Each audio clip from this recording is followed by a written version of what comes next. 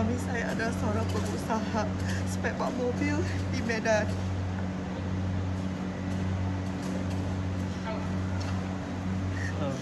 Dan suami saya berkenal dengan seorang pengusaha mobil yang bernama spare part mobil yang bernama Latif alias Ahai.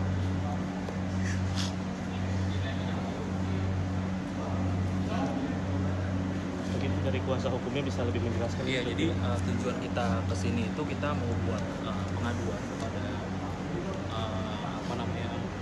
Kementerian Perempuan karena ini kita baru saja dari tahun berapa, Bu? Dari tahun Januari 2022. Dari tahun Januari 2022 hingga tahun berapa? Tahun 2024. Iya, tahun 2024 mengalami intimidasi kekerasan seksual yang dilakukan oleh bisa dibilang mitra bisnisnya ibu inilah. Jadi kan awalnya mitra bisnisnya itu adalah menjalin kerjasama dengan ibu ini dan suaminya. Lalu kemudian awalnya sih normal-normal aja, tapi kemudian menurut keterangan ibu ini Latif biasa. Namanya siapa? Latif. Namanya Latif. Jadi si pelaku ini kemudian mendekati ibu ini, awalnya pendekatan secara personal, ajak ngobrol, ketemu seperti itu, lalu kemudian mengarah ke hal-hal yang istilahnya seksual. Jadi ibu ini diintimidasi, dibilang itu zaman COVID ya. Iya, zaman COVID kan lagi susah ya, kan ibu ini kan usaha di bidang spare part mobil bekas gitu loh, dan kemudian pelaku itu dia di sana supplier bisa dibilang salah satu supplier terbesar yang berpengaruh di Kota Medan yang berpengaruh terhadap supplier lainnya. Jadi ibu ini dibilang sama si pelaku ini kalau udah lu kan lagi susah, kalau mau barang dari gue bisa kasih murah, gue juga bisa kasih barang gitu, gue juga bisa bilang ke supplier yang lain juga supaya masukin barang ke ibu ini, tapi imbalannya adalah ya lo harus mau melayani gue, katanya gitu ya. Karena ibu ini pada saat itu dalam keadaan ekonomi juga sulit, waktu itu sempat beberapa bulan nggak ada ini ya, 5 bulan nggak ada berpenghasilan segala macem ya. Akhirnya ibu ini terpaksa memenuhi permintaan dari si pelaku ini yang si namanya Latif ini. Jadi selama beberapa lama, Bu, ibu melayani dia? Dari tahun 2002, dari 18 Desember 2022 sampai Agustus 2023. Nah, detailnya tuh bisa diceritain nggak? Maksudnya detailnya tuh perbuatannya tuh intimidasinya dia tuh secara detailnya tuh gimana? Coba kita tenang dulu aja, nggak usah sambil nangis. Pertama dia mengajak saya kalau saya tidak mau berhubungan sama dia akan men-stop semua barang dan menyuruh semua supplier untuk tidak memasukkan barang ke toko kami, dan dia mengancam kehidupan keluarga kami akan hancur dan anak-anak saya akan terancam. Dia menyuruh saya mengolah kelaminnya dan menelan semua spermanya hingga berhubungan badan, dan terakhir saya hamil. Ketika saya hamil, saya bilang kepadanya, dia malah mengajak saya berhubungan lagi dan lagi, dan dia menyuruh saya menggugurkan kandungan saya. Saya tidak mau. Akhirnya saya melahirkan anak itu. Jadi kalau soal anak itu sebenarnya masih diduga, kita belum tahu itu anaknya si Latif atau anaknya dari suami ibu ini, karena ibu ini juga dia nggak berani untuk tes DNA karena dia takut terima kenyataan kalau ternyata itu anaknya si pelaku ya. Dia kan pasti akan menanggung malu, menanggung beban segala macam. Jadi sampai sekarang memang kita ibu ini belum berani untuk tes DNA. Dan ketika saya tidak mau memenuhi hasrat seksualnya dan hasratnya, dia melaporkan suami saya ke Polda Sumut. Dan sekarang suami saya ditahan sudah 20 hari, tepatnya hari ini. Dan polisinya tidak memanggil saya sebagai saksi, langsung menahan suami saya. Kalau boleh tahu itu penahanan alasan Atas pemilikan. dasar Nah, apa? jadi menurut cerita dari ibu ini, karena ibu ini kan istilahnya udah capek ya untuk berhubungan dengan si Latif ini. Akhirnya mungkin karena si Latif ini sakit hati atau apa, karena udah bucin juga atau apa, saya nggak tahu lah motivasi dia melaporkan suaminya ibu ini atas dasar penggelapan penipuan, yang mana menurut kita itu secara hukum itu sebenarnya materinya bukan penggelapan penipuan, yang dasarnya adalah kan dia tagihan-tagihan bon pemesanan onderdil yang belum dibayar. Padahal itu semua itu semua tuh sudah menjadi kebiasaan yang dari dulu tuh memang ketika ada pembelian barang ya pasti akan dibayar. Tapi kan pembayarannya selama ini memang ritmenya juga nggak jelas. Kadang ada yang bisa dicicil, kadang ada yang bisa cash, kadang ada bisa transfer, bisa tunai. Nah itu kan nggak pernah jadi masalah. Jadi memang ada tunggakan pembayaran.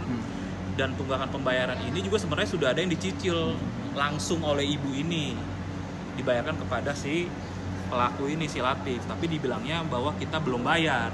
Nah di situ juga kita mau mempertanyakan proses penyidikan juga, kenapa itu bisa jadi pidana. Dan yang kedua juga bahwa ibu ini di dalam kasus suaminya yang dilaporkan, ibu ini kan sebagai saksi kunci, apalagi suaminya juga sering mengatakan bahwa deal bisnis pembayaran apa segala macam ini diurus oleh ibu ini. Ya tolong ibu ini dimintai keterangan, tapi penyidik Polda Sumut itu tidak pernah memanggil ibu ini sama sekalipun, ya kan. Sebagaimana kita tahu kan kalau di pidana itu saksi adalah alat bukti yang paling utama dalam menguak tindak pidana. Dan itu pertama. Terus yang kedua juga ibu ini membuat laporan di Polda Sumut juga, di Renakta juga, terkait TPKS, tindak pidana kekerasan seksual, dan sampai saat ini juga kasusnya masih stuck di tempat, berjalan lambat, berbanding terbalik dengan laporan yang dilaporkan suaminya ini. Jadi suaminya ini sekarang kondisinya sudah ditahan di Polda, lalu ya ibu ini ya merasa ya sekarang sangat menderita lah. Dia masih berada di bawah bayang-bayangnya si pelaku, terus suaminya ditahan, terus juga sekarang bisnisnya juga karena ada kasus banyak seperti ini, bisnisnya juga sedang macet ya Bu ya, udah nggak ada biaya, apalagi anak baru lahir kan. Jadi ya kita di sini ya tujuannya kita ingin membuat laporan perlindungan hukum lah kepada Kementerian Perempuan, dan juga kita akan habis ini juga kita akan buat laporan ke Komnas HAM, Komnas Perempuan. Kita juga akan buat pengaduan ke Mabes Polri terkait penyidikan terkait kasus suaminya ibu ini, di Propam, di Wasidik juga, agar semuanya proses hukum itu bisa ditindaklanjuti itu secara benar, secara seadil-adilnya, supaya ibu ini mendapatkan hak-haknya dan keadilan. Jadi itu aja sih. Jadi intinya ya ibu ini sekarang sedang berjuang gitu loh untuk Mungkin saya menambahkan dari sisi wanita ya. Jadi sejak awal itu pelaku bernama Latif alias AH itu memang melakukan mempengaruhi ibu ini, karena dia tahu kan Latif ini punya kuasa relasi, artinya dia supplier terbesar di Medan. Jadi dia bisa mempengaruhi ibu untuk mengancam kalau ibunya nggak mau, kalau ibu Rita nggak mau menuruti keinginan dia akan menyuruh supplier yang lain untuk menghentikan gitu kan. Dan di kondisi COVID yang sangat susah untuk bertahan, ibu ini tentu merasa tertekan dan gak punya pilihan lain gitu kan. Kemudian mulai diajak bertemu, dimintakan nomor telepon ya Bu ya, karena selama ini Latif tahu bahwa komunikasi menggunakan nomor telepon suami, jadi diminta nomor telepon pribadi supaya komunikasi tertutup, jadi suami nggak tahu.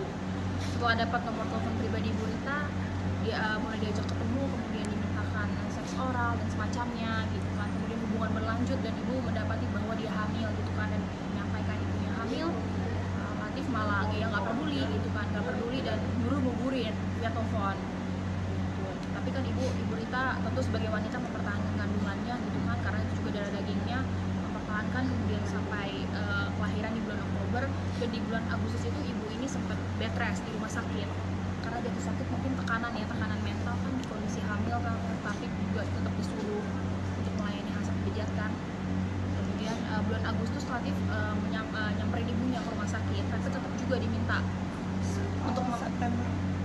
Agustus ya Bu ya, dirawat di rumah sakit, disamperin tapi bukannya dijenguk atau dibaik-baikin, malah tetap disuruh untuk melayani nafsunya di rumah sakit. Coba bayangin betapa kejinya, dan dia nggak memperdulikan perasaan ibu ini sama sekali gitu kan. Kemudian Oktober bayinya melahirkan, ibu melahirkan di kondisi fisik yang masih belum pulih gitu kan, mental yang tertekan. Ibu ini mendapati suaminya dilaporkan. Jadi di mana ibu ini melahirkan, di bulan yang sama juga ibu ini mendapati suaminya dilaporkan di bulan Oktober gitu. Jadi prosesnya begitu cepat sampai suami dari Ibu Rita sekarang ditahan 20 hari dan sepertinya akan diperpanjang gitu. Jadi yang kita pertanyakan adalah kenapa untuk melindungi hak perempuan ini sangat sulit, tapi untuk suami Ibu Rita dikriminalisasi prosesnya begitu cepat, padahal buktinya juga nggak jelas gitu kan. Itu aja sih, kita di sini memperjuangkan hak Ibu Rita, hak hukum, hak sebagai perempuan, hak sebagai korban. Semoga bisa mendapatkan keadilan gitu sih. Katanya ada intimidasi juga yang disampaikan oleh pelaku kepada korban. Untuk bentuk intimidasinya berupa apa? Coba Ibu bisa sampaikan. Ancaman kalau saya tidak mau melayani hubungan seksual dengannya, dan perbuatan asusila, dia menyetop seluruh supplier untuk memasukkan barang ke toko kami, dan itu berakibat pada kehidupan keluarga kami dan anak-anak saya terancam. Sempat nolak itu, nggak benar-benar di stop gitu. Dan sekarang benar-benar di stop karena saya tidak mau berhubungan lagi dengan dia, dan dia marah. Pada awal-awal hubungan itu sempat menolak dan di stop. Bahwa di stop juga. Sempat di stop juga. Baru saya terpaksa untuk melanjutkannya Intimidasinya lewat WhatsApp atau lewat telepon atau lewat telepon. itu nggak ada bukti rekaman? Ya karena kita juga nggak menduga kan bahwa arahnya Kalau ke sana. ajakan-ajakannya sih ada ya Bu ya. Kalau ajak-ajakan ke hotel, ajak-ajakan dengan dia bilang mau membantu saya, menolong saya. Pakai voice note ya Bu Pas, ya. ada semua, ada buktinya. Jadi Selama- kita menduga bahwa Pak Latif ini, pelaku ini mengkriminalisasi suami Ibu Rita ya karena amarah dia merasa egonya mungkin karena ibu ini udah nggak mau lagi gitu kan melayani, jadi dia mencari cara untuk bikin ibu dan keluarga Ibu Rita. Kalau boleh tahu ini kan sempat dari awalnya terjadi ancaman udah langsung melaporkan kepada Polda Sumut atau seperti apa? Karena kan katanya udah lambat prosesnya di Polda. Belum. Proses pelaporan itu sejak apa? Pelaporan itu duluan kan sih dilapor Ibu gelap dulu, jadi suaminya Ibu Rita dilaporkan dulu ke Polda Sumut dengan tuduhan melakukan penipuan penggelapan, yang mana itu juga buktinya nggak jelas gitu kan. Setelah mendapati itu Ibu Rita kaget, kemudian ya sebagai korban Ibu Rita merasa mana nih hak saya nih sebagai perempuan dan korban. Jadi Ibu Rita memproses laporan tindak pidana kekerasan seksual di Polda Sumut di unit yang sama juga. Cuman saat pelaporan itu sendiri prosesnya sangat sulit ya Bu ya. Sangat sulit. Padahal- untuk menuliskan pasal Ya. dan untuk membuat laporan aja sangat sulit. Dan ibu ini Dipersulit. seorang diri gitu kan berjuang. Ya begitu banyak tekanan lah yang dirasakan. Kalau di Kemenko PMK sendiri sudah ada yang menerima dari belum. Ini kita pejabat? baru pertama kali datang nih. Pertama kita mau buat aduan dulu. Kan ada secara lisan ya. Kita juga ada siapin surat juga. Kita juga akan bersurat kepada Komnas Perempuan juga yang di Menteng. Di Menteng. Menteng. Kemudian terkait penyidikan kita juga akan bersurat. Kita akan minta perlindungan hukum juga kepada Mabes Polri, Wasidik dan Propam. Gitu sih. Berarti sebelum terakhir kali stop melayaninya itu di bulan apa? Tahun berapa? Stop melayaninya di bulan September, awal September, yang Awal dia September ajak 23. berhubungan di rumah sakit itu. Habis itu stop dan akhirnya suami dilaporkan Iya. gitu ya? Di Oktober dilaporkan Oktober dilaporkan. dan juga bulan itu ibu melahirkan.